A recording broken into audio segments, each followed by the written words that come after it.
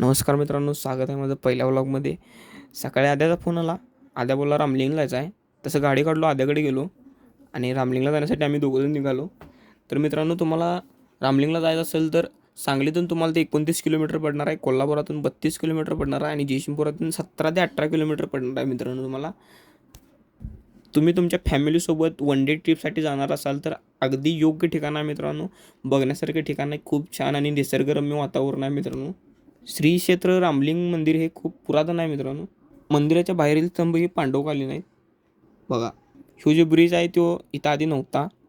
ह्यो ब्रिज आत्ता झाला आहे मित्रांनो. ह्याच्या अगोदर किती पण तुम्ही या जा करा, ते पाण्यातनंच करायला लागत होतं. इथं हे जे पाणी आहे ना, हे 12 महिने 24 तास झिरपत असते. त्यानंतर आम्ही दर्शन घेतलो आणि बाहेर आलो. बाहेर आल्यानंतर जे सप्तऋषी आहेत बघा, तिथं तळ आहे. ते आपण त्या तलावाला मित्रांनो आपण अष्टतीर्थ असं म्हणतोय. त्यानंतर आम्ही वरच्या साईडला गेलो. तिथं बसायला निवांत जागा होती मित्रांनो.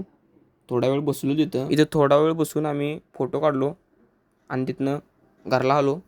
ब्लॉग आवडला असेल तर लाईक, शेअर आणि सबस्क्राईब करा भावांनो.